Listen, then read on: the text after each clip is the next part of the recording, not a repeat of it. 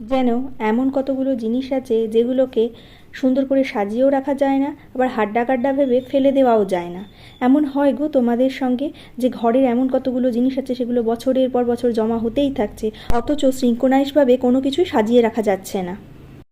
শুধু জিনিসপত্র নয় গো, এমন অনেক সম্পর্কও আছে যেগুলোকে একেবারে ঝেড়ে পুচে ফেলে দিতে পারবে না, আর অথচ সেগুলো তোমার সঙ্গে থাকলে তোমার ভালোবাসা, তোমার সহানুভূতি, সেগুলো সমস্ত কিছু তার প্রতি দেওয়াও যায় না পুরোপুরিভাবে।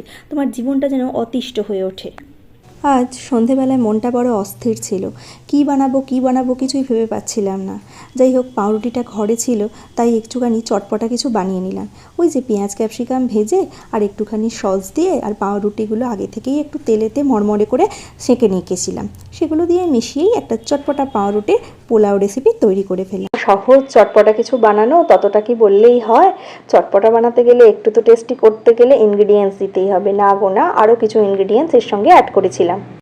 সাদা তেল গরম করে একটু রসুন কুচি দিয়ে ফোড়নে দিয়ে ভালো করে নেড়ে চেড়ে পেঁয়াজ ক্যাপসিকামের সঙ্গে একটু গোলমরিচ, 3 রকমের সস আর একটুখানি বিট নুন দিয়েছিলাম স্বাদ মতো নুনের সঙ্গে। সসের মধ্যে সোয়া সস, চিলি সস আর টমেটো কেচাপ দিয়ে ভালো করে কষিয়ে তেল ছেড়ে এলে তবেই না পাউরুটি দিয়ে নেড়ে চেড়ে চটপটা ব্রেড পোলাও রেডি করেছিলাম। কেমন লাগলো রেসিপিটা অবশ্যই কিন্তু তোমরা পুরোটা দেখে জানিও।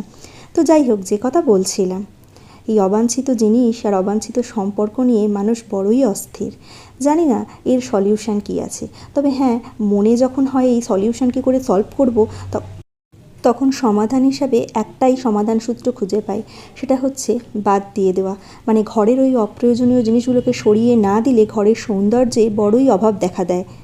তোমরা দেখবে ফাঁকা ঘরকে কিন্তু দেখতে অনেক ভালো লাগে। তোমার ঘরে জিনিসপত্র থাকুক না থাকুক, ভালো ভালো জিনিস না থাকলেও কিন্তু তুমি এই ফাঁকা ঘরকে একটা সুন্দর সৌন্দর্য দিতে পারবে।